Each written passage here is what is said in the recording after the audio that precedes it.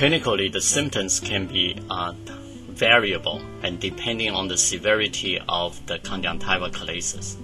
In most mild conjunctival chalasis, the chalasis will interfere the tear meniscus formation, leading to dry eye due to unstable tear film.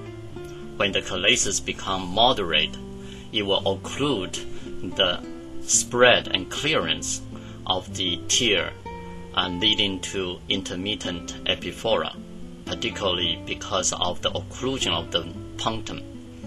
When it is become severe, the chalasis can interfere the closure and the blink, and leading to nocturnal exposure, Delon formation, and severe pain. So let's first take a look about the symptoms related to the unstable tear film and delayed tear occurrence, the mild and moderate respectively for the chalasis. And these two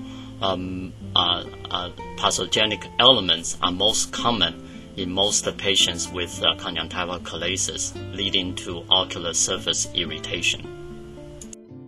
As you know, the symptoms of chalasis can be caused primarily by unstable tear film and delayed tear occurrence in mild and moderate situations. The unstable tear film is caused by the depletion and obliteration of the tear meniscus by the redundant conjunctiva. This will also cause the difficulty for the tear film to be spread onto the cornea.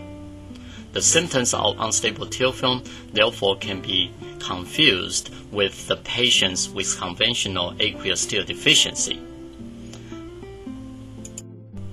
Concerning the delayed tear occurrence giving rise to intermittent epiphora, this is caused by the occlusion of the punctum by the redundant conjunctiva, a phenomenon first recognized by John Lu in more than 10 years ago.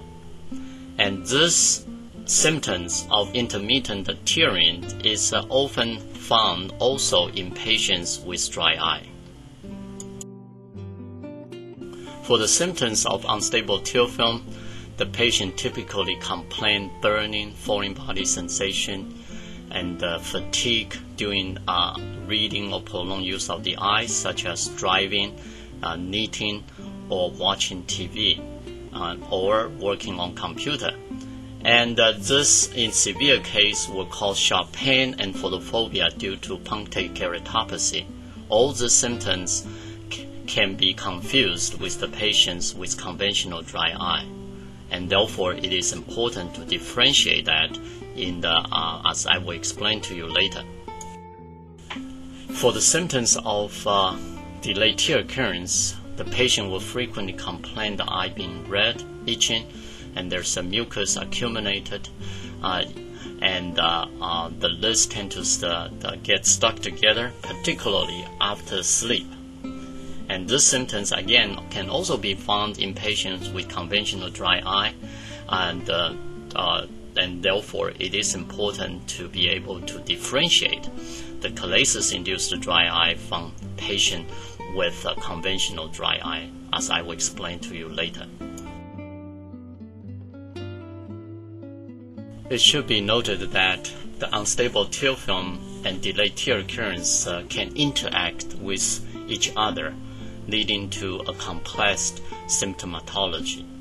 For example, the episodic epiphora, which is predominant symptoms of chalasis, due to delayed tear occurrence.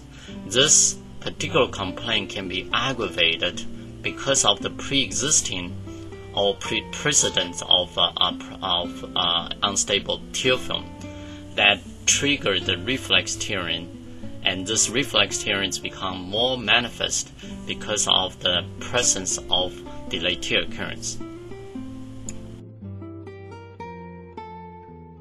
It should be further noted that so-called benign subconjunctival hemorrhage is a frequent caused by the conjunctival chalasis. And this is because the loose conjunctiva, as shown here in this patient, can make the blood vessel easy to avulse simply by blinking or movement of the eye. And therefore, in patients complaining of recurrence of conjunctival hemorrhage, one should pay specific attention to the possibility that conjunctival chalasis is the cause. Another situation one should also be noted is in a disease called SLK, or superior limbic keratoconjunctivitis, as shown in this eye, where the superior bulbar conjunctival chalasis is frequently found. Because of the loose conjunctiva in this region, is prone for patients to develop blink-related microtrauma, leading to the development of SLK.